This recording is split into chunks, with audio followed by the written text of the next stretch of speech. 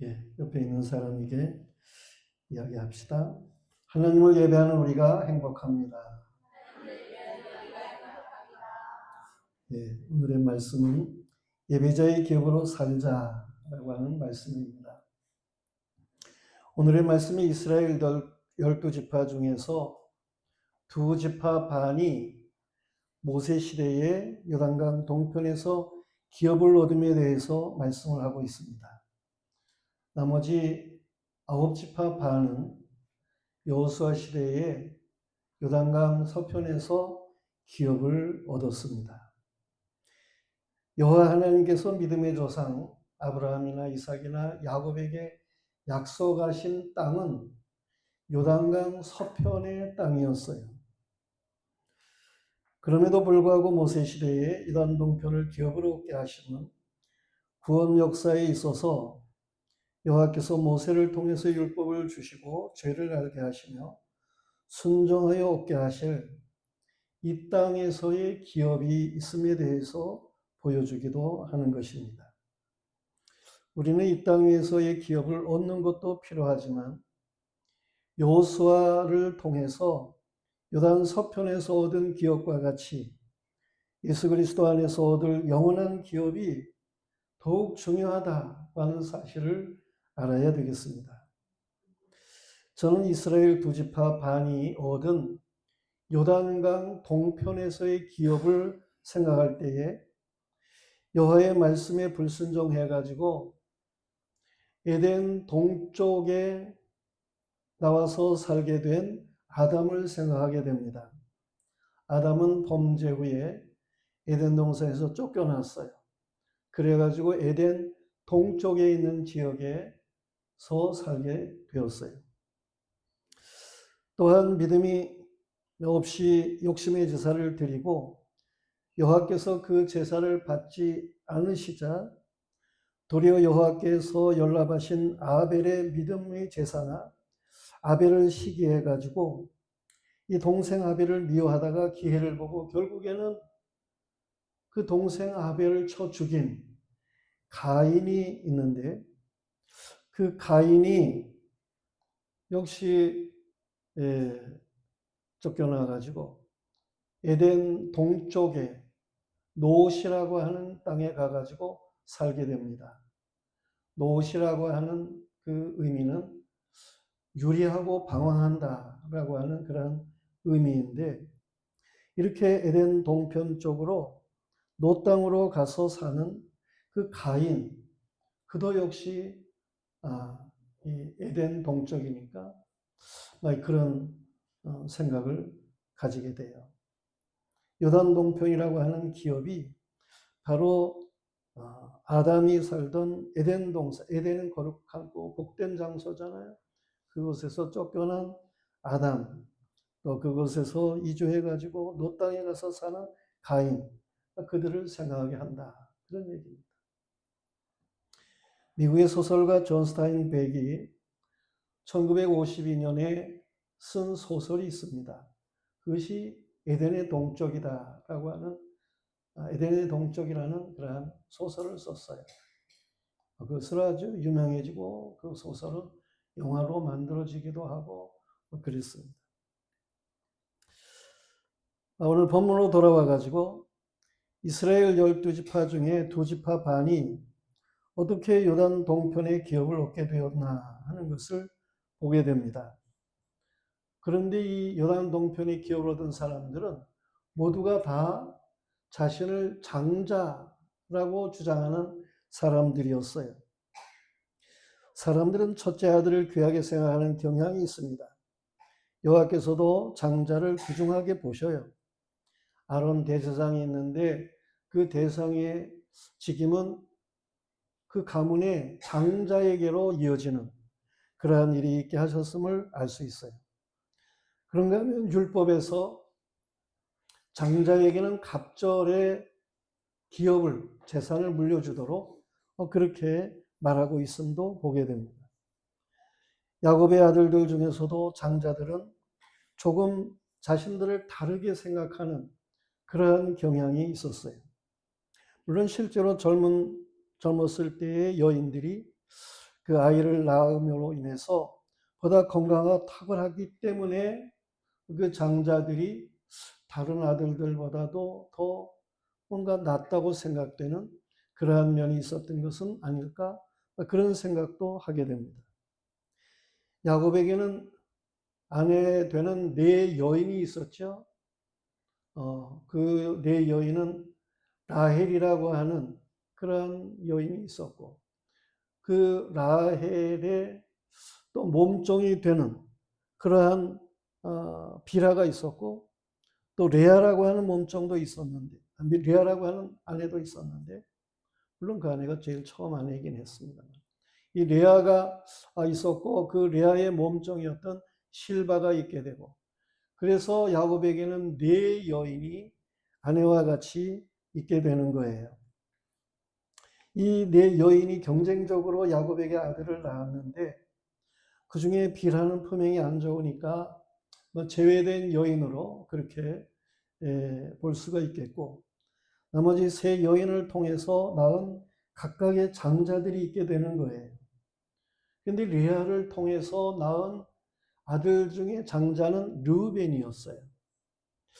그리고 그 레아의 몸종인 실바를 통해서 낳은 아들 중에 장자는 가시라고 하는 사람이었어요. 그리고 라헬을 통해서 낳은 장자는 요셉인데, 이 요셉이 애굽에 내려가 가지고 낳은 두 아들이 이스라엘의 각각의 지파가 됩니다. 근데 그 요셉이 낳은 장자가 역시 므낫세 지파가 되는 거예요. 오늘 이 두 지파 반, 이 사람들은 모두가 다 장자라고 주장을 할 수 있는 그러한 사람들이었어요. 이 장자들은 탁월함이 있죠. 창세기 49장 3절에 보면 르우벤아 너는 내 장자요 내 능력이요 내 기력의 시작이라 위풍이 월등하고 권능이 탁월하다마는 라는 말이 있어요. 그렇게 르우벤은 탁월했습니다.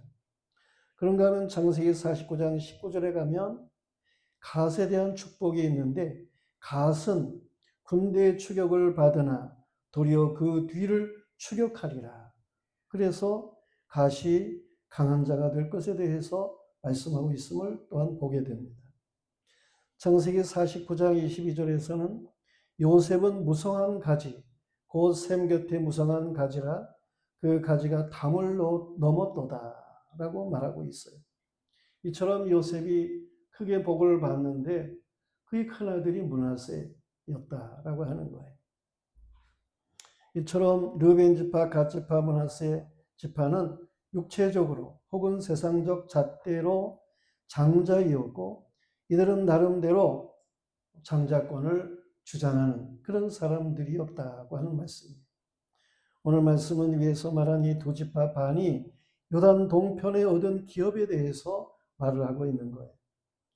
다른 지파는 별말이 없는데 이 세 지파가 요단 동편에서 일찍이 기업을 얻고자 함은 다분히 자신들을 장자라고 생각하기 때문이었다라고 볼 수가 있습니다.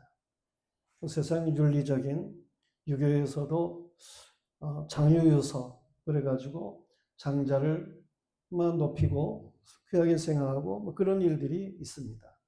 세상은 그렇다 그런 얘기입니다. 그런가 하면 이 두 지파 반, 이들이 요단 동편을 기업으로 얻는 일에 있어서 이들은 신이 많은 가축대를 가지고 있었어요. 민수기 32장 1절부터 5절까지의 말씀에 보면 르벤 자손과 갓 자손은 힘이 많은 가축대를 가졌더라. 그들이 야셀 땅과 길앗 땅을 본즉 그곳은 목축할 만한 장소인지라. 갓 자손과 르벤 자손이 와서 모세와 제사장 엘라살과 회중의 지도자들에게 말하여 이르되 아드롯과 디본과 아살과 니므라와 헤스본과 엘랄레와 스밤과 느보와 부온 곧 여호와께서 이스라엘 회중에게 앞에서 쳐서 멸하신 땅은 목축할 만한 장소요 당신의 종들에게는 가축이 있나이다. 또 이르되 우리가 만일 당신에게 은혜를 입었으면 이 땅을 당신의 종들에게 그들의 소유로 주시고 우리에게 요단을 건너지 않게 하소서 그랬습니다. 그러니까 이 두 지파 반은 가축이 많았다고 하는 거예요. 특별히 루벤 지파나 갓 지파는 가축이 형제들보다 가축이 많았다는 거예요. 그러니까 이 요단강 동편 목축하기 좋은데 이거 우리에게 기업으로 주세요. 그렇게 저들이 요구를 하는 거예요. 이들은 장자로서 소유를 많이 가지고 있었던 것 같은데 그러므로 목축하기 좋은 요단 땅을 기업으로 달라 그런 말입니다. 이들은 자신들의 가축을 기르는 땅을 소유할 그런 생각만 가득했음을 알 수 있어요. 목축하기 좋은 땅만 생각하는 것. 이건 누구를 닮았죠? 저 아브라함의 조카 롯을 닮지 않았습니까? 아브라함이 롯에게 너 살 곳을 택해라 그랬더니 삼촌 생각은 하지 않고 자기 목축업, 가축 기를 곳, 요단강 들녘, 거 풀이 많은 곳, 그곳을 택해가지고 욕심 있게 나가요. 그러는데 그 지역은 어떤 지역이에요? 겉으로 보기에는 아주 살기 좋고 물질 많을 것 같고 이런 지역인데 내적으로는 죄악이 많은 그러한 소돔 고모라 지역이었다. 그런 얘기입니다. 이 베냐민 지파라든가 갓 지파는 역시 마찬가지로 자신들이 목축하기에 좋은 땅 그것만 생각하는 거예요. 두 지파에게는 요단 서편에 대한 하나님이 약속한 땅에 대한 그 생각은 전혀 없는 그러한 모습이었음을 생각하게 되는 거예요.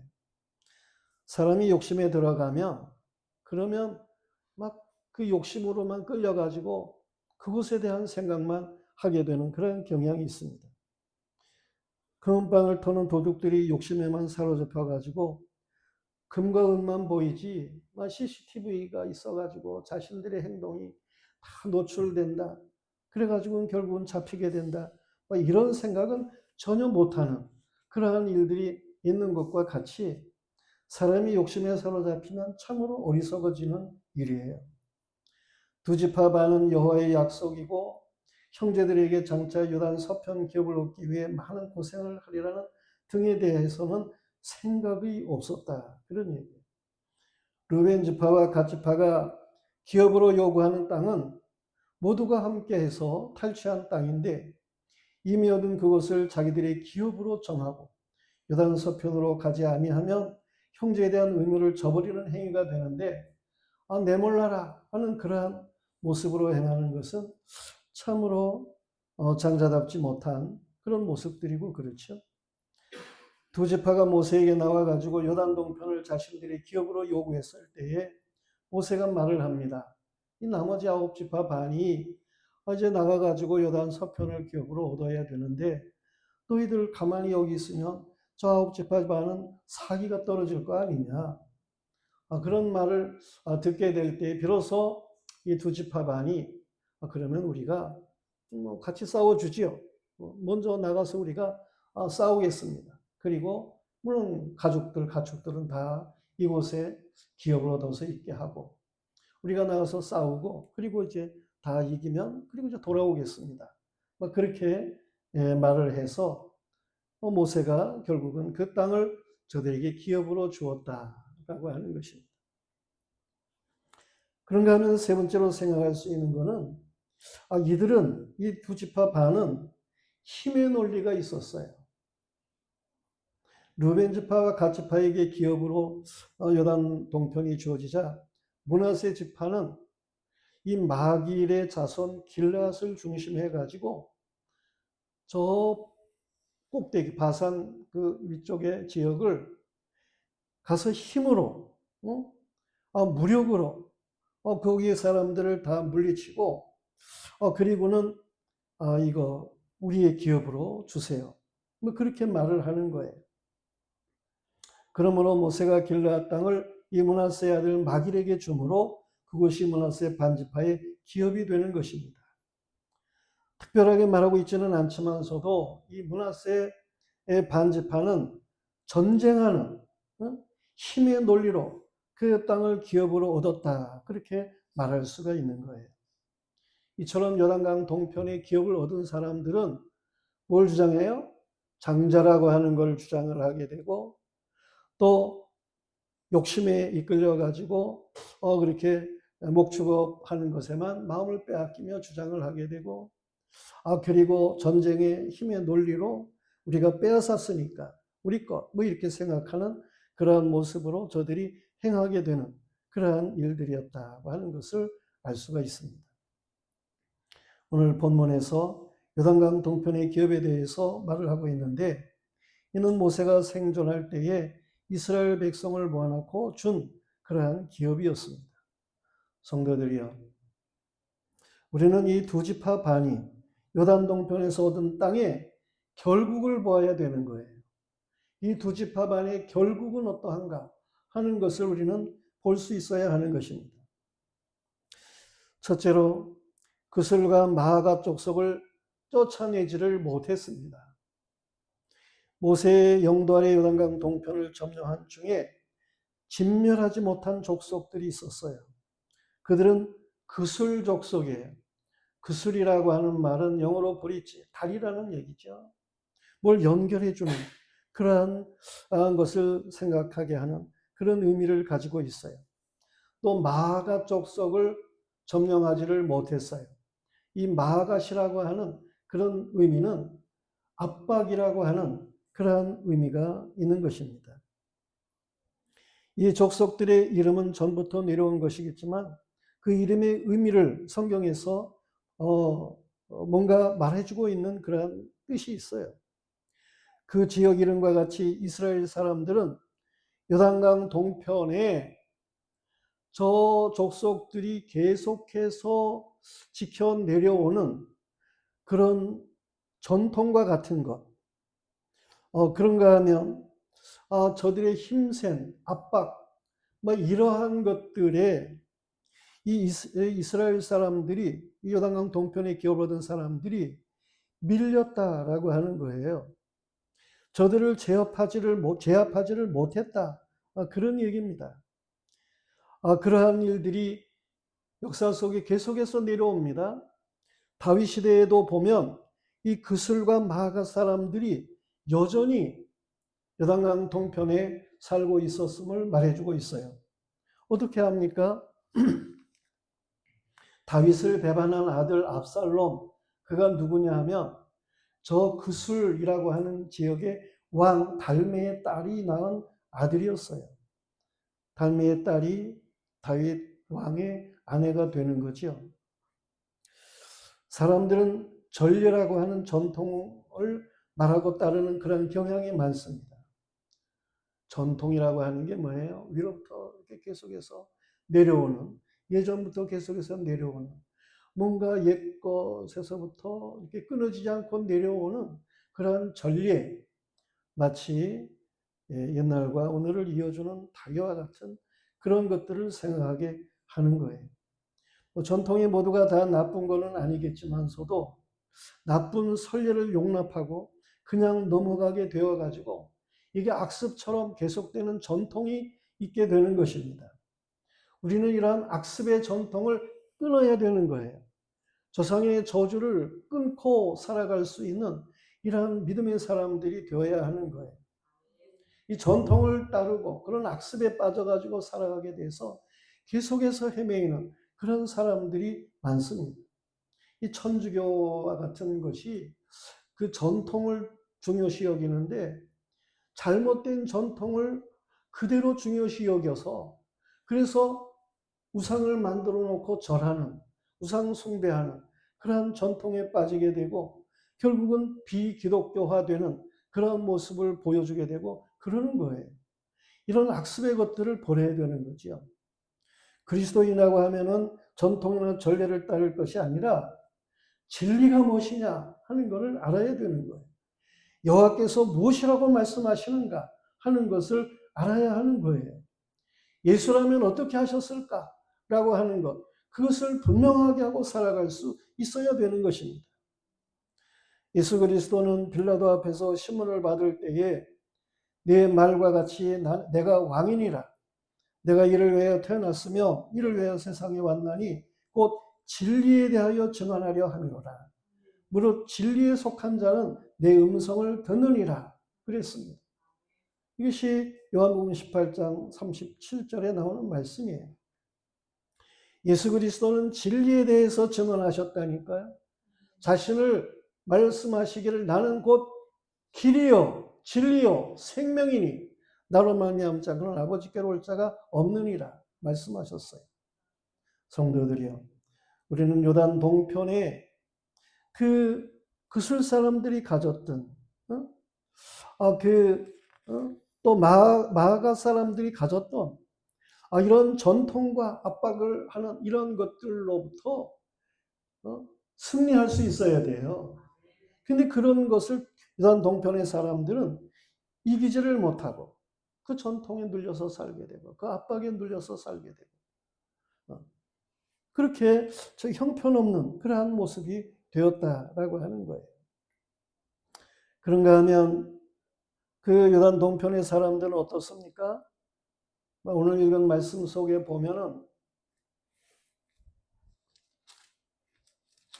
더 나아가서 그 말씀 안에서 보면은 22절 우리가 안 읽어서 그런데 22절에 보면 이스라엘 자손이 그들을 살육하는 중에 부올의 아들 점술과 발람도 칼날로 죽였더라. 그런 말씀이 있습니다. 르벤 지파의 기업을 얻기 위해서 싸울 때에 아모리 족속의 왕 시온의 온 나라를 점령합니다. 그때 모세가 시온 왕과 그 땅에 거주하는 시온의 군주들 곧 미디안의 귀족 에유와 레겜과 술과 훌과 레바를 함께 죽였습니다.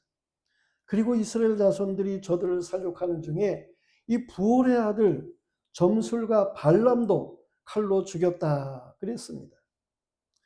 발람을 죽인 일은 특별히 언급하는 의미가 무엇입니까? 이 발람이 참으로 이스라엘을 어렵게 만든 그러한 일이 있었기 때문에 그러는 거예요.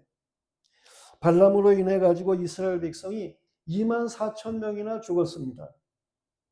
그 사건이 어떻습니까?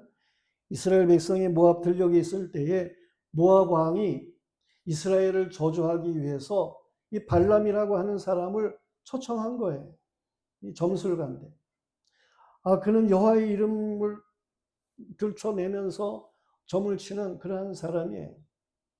그를 불러가지고 이 이스라엘 백성을 저주하라는 거예요. 재물을 많이 줄 테니까, 지위를 높여줄 테니까, 이 이스라엘 백성들을 저주하라는 거예요. 물론 이 발람이 처음에는 거절하기도 하고 뭐 그런 일이 있었지만서도 결국은 가서 모압 왕이 시키는 대로 행하게 되는데 그 발람이 뭐라고 얘기를 합니까? 여기다가 제단을 쌓으세요.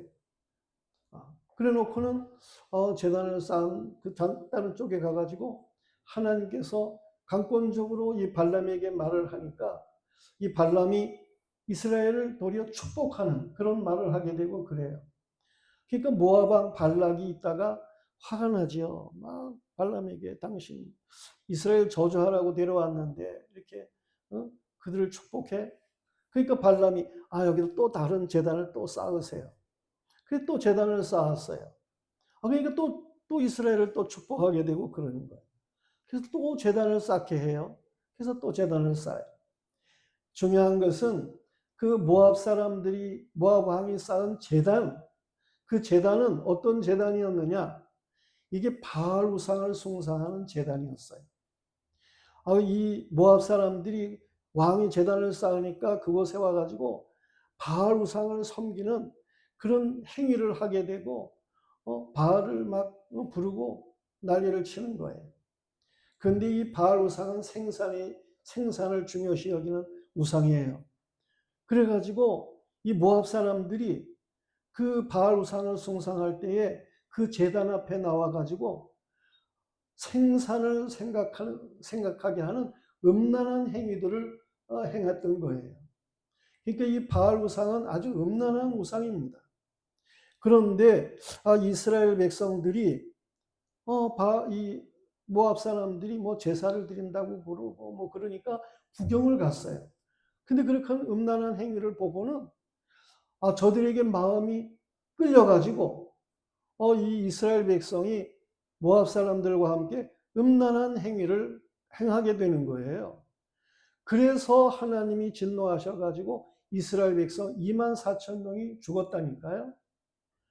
이렇게 이스라엘 백성을 많이 죽게 한 그 바알을 이제 이스라엘 사람들이 그 땅을 점령하고 그리고 이 발람을 죽이는 그러한 일이 있었다고 하는 것인데, 성도들이요, 여기서 중요한 것이 이 발람 한 사람 죽였다고 그래가지고 우상 숭배가 아주 끊어진 것이 아니라는 거예요.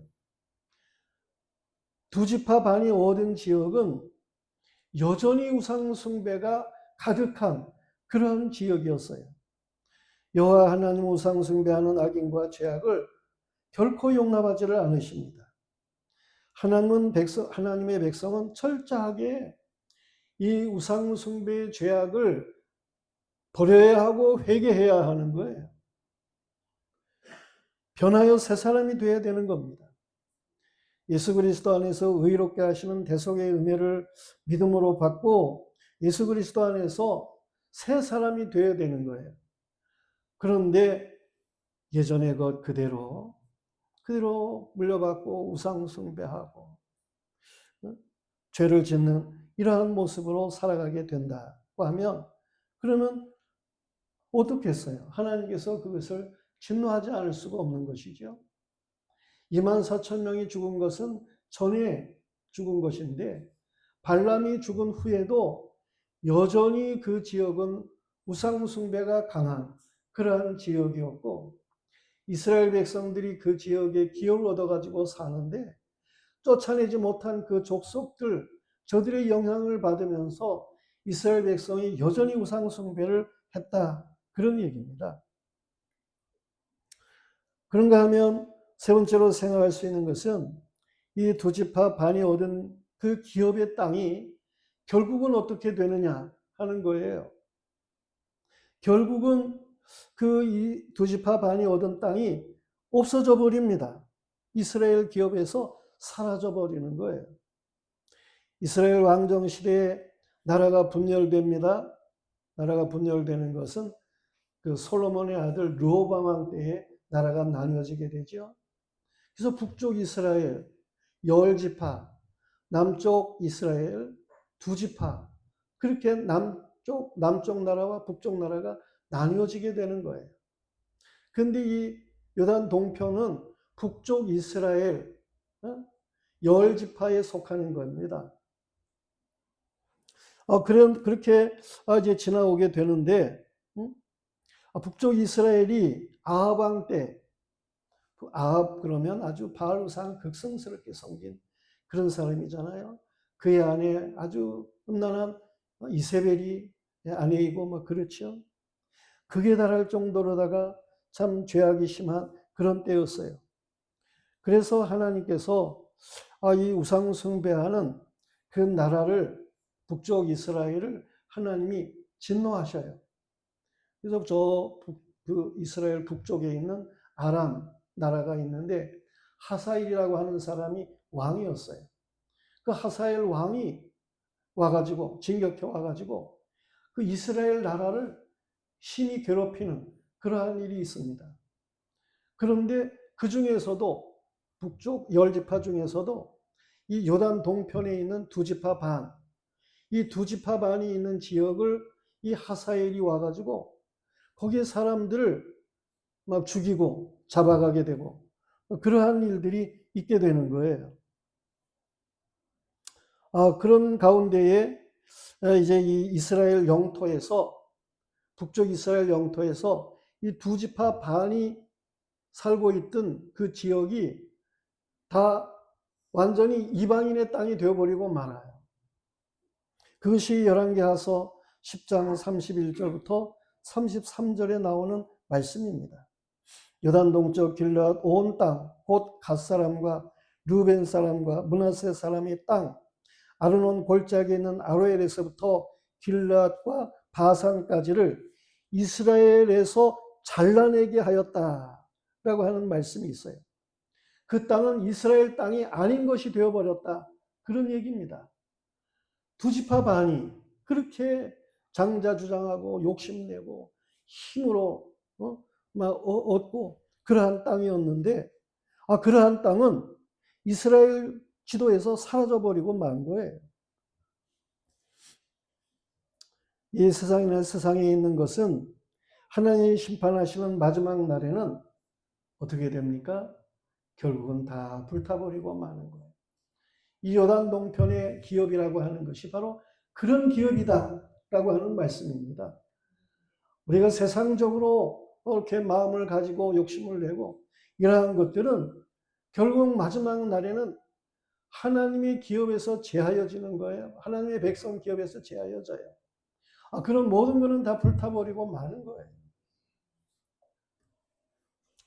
오늘의 말씀의 결론을 우리는 보게 되는데, 오늘 말씀의 14절 말씀과 33절 말씀이 결론입니다. 14절에 보면은 오직 레위 지파에게는 여호수아가 기업으로 준 것이 없었으니 이는 그에게 말씀하신 것과 같이 이스라엘의 하나님 여호와께 드리는 화제물이 그들의 기업이 되었습니다.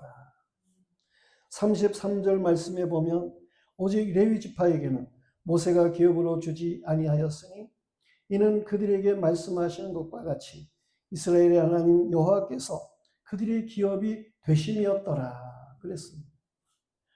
오늘 이 8절 말씀부터 그 마지막 말씀까지 33절까지 거기에 두 지파 반이 얻은 기업에 대해서 말하면서 이 레위 지파에 대한 기업을 14절과 33절에서 말씀하고 있는 것은 두 지파 반의 기업은 이스라엘 지도에서 사라져버렸다. 그런데 이 레위 지파에게 주신 기업은 어떠한가 하는 것을 말씀하고자 하시는 거예요. 레위 지파의 기업은 여호와께 드리는 화제물이 기업이 되었다라고 말하잖아요. 화제물이 뭡니까? 하나님의 제단에 드려지는 제물을 말하는 거예요. 여호와께 드리는 제사의 제물들입니다. 레위 지파는 뭘 맡은 지파냐?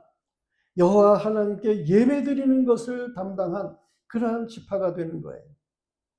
레위 지파는 모세와 아론의 지파입니다. 레위 지파는 아론이 금송아지 사건이 있을 때에 앞장서서 범죄한 자들을 진멸한 여호와의 편에 있는 지파였던 거예요. 레위 지파는 이스라엘 백성들 가운데 흩어져서 48성읍에 흩어져서 살면서 이스라엘 백성으로 하여금 믿음으로 연합되게 하는 사명을 가진 지파가 레위 지파인 거예요. 하나님께서는 이들에게 인생의 가장 귀중한 예배를 맡기셨다. 그런 얘기입니다. 그리고 그 예배의 제물들을 기업으로 하나님께서 주신 거예요. 사람은 여호와께 예배하며 살도록 지음을 받은 존재인 것입니다. 그걸 알아야 돼요. 사람의 존재의 목적을 알아야 됩니다. 사람의 존재의 목적은 하나님께 영광을 돌리는 예배의 목적이 있는 거예요. 하나님이 사람을 만들 때에 하나님의 형상으로 만든 거예요. 하나님의 형상이라고 하는 것은 하나님의 형상으로 사람이 만들어진 것은 그 동일한 하나님과 이렇게 뭔가 통하는 사람, 하나님과 친교하는 사람, 사귀는 사람, 하나님의 뜻을 따라서 살아가는 사람 말이에요. 이런 사람으로 복을 누리도록 하나님께서 인생을 만드셨다. 그런 말씀인 겁니다. 그래서 예배하도록 하나님, 전능하신 하나님을 하나님의 형상을 가지고 예배하는 자가 되도록 하나님은 사람을 만드신 거예요.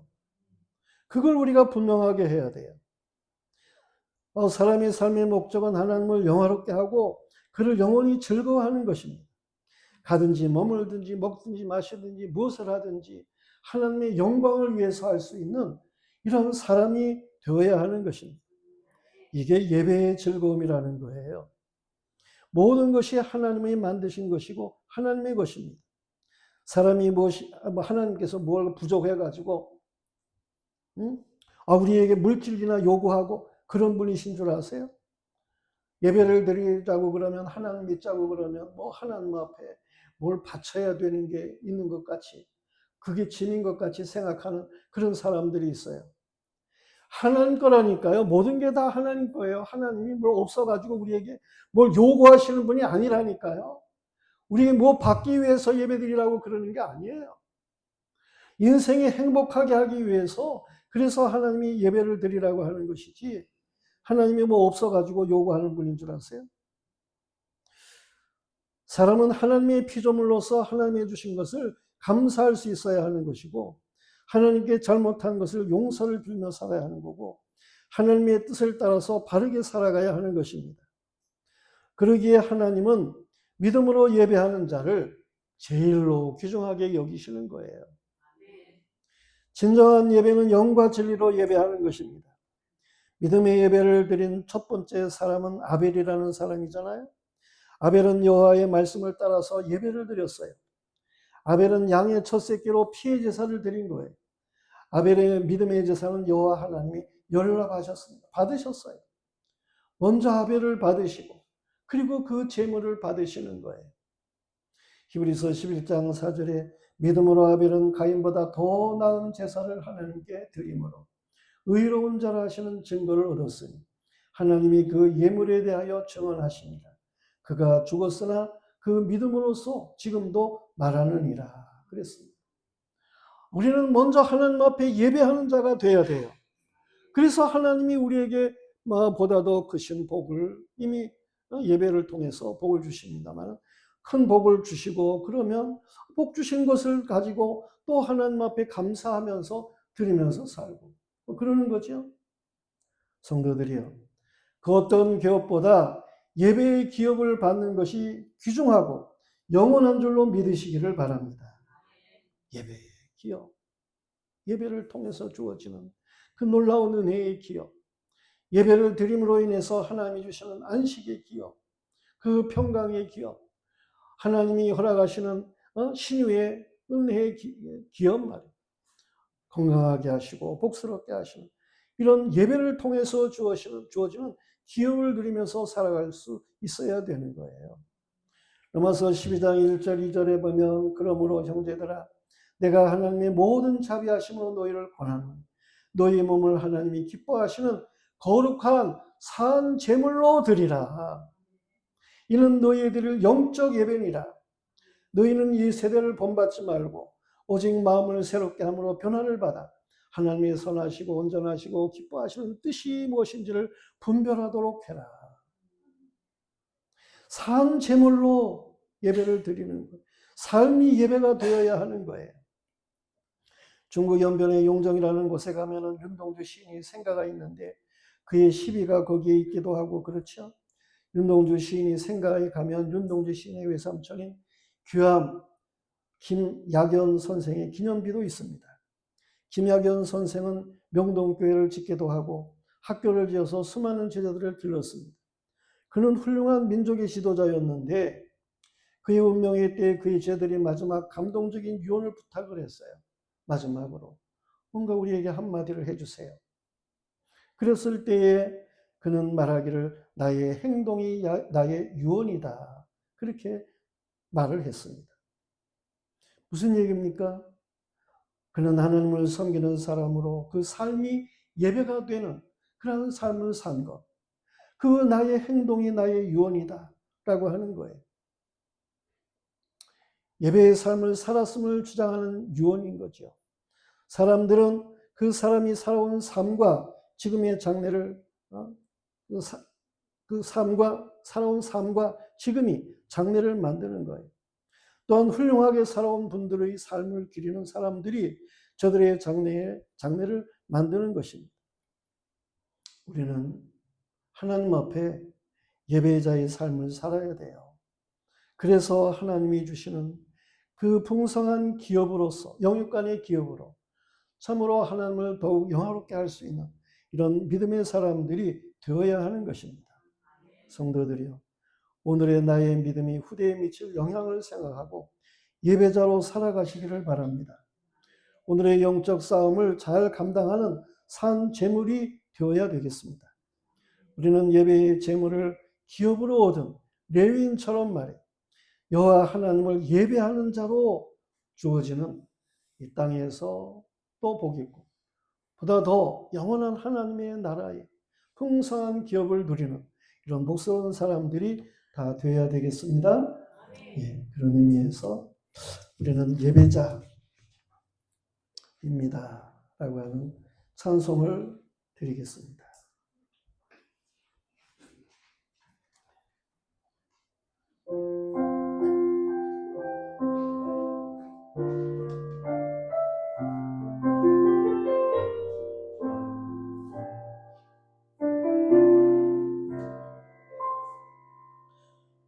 나는 하나님을 예배하는 예배자입니다.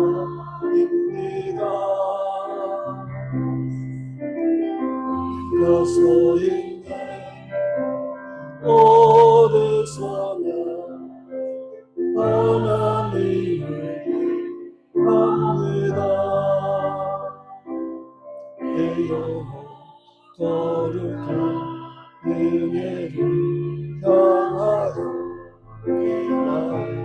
완전히 하나님 향하여 이곳에서 바로 이 시간 하나님을 예배합니다. 다시 한번 나는 하나님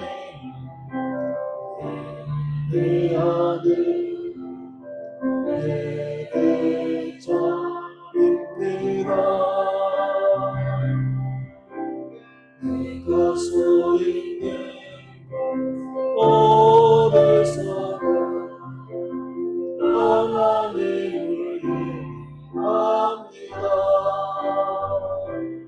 내 영혼 거룩한 은혜를 향하여 내 마음 완전한 하나님 향하여 이곳에서 바로 이 시간 하나님을 예배합니다.